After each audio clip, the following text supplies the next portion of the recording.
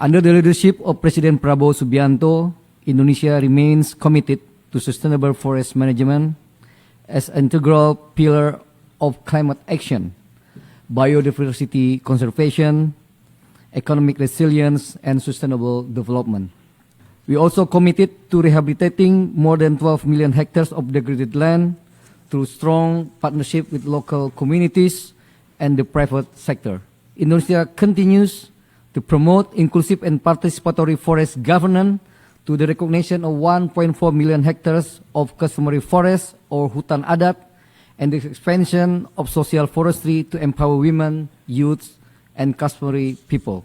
Indonesia continues to promote effective forest governance through the One Map policy, enhancing cross-sectoral collaboration to protect Sumatran and Kalimantan elephant habitats, and establishing the innovative financing task force to improve national park management.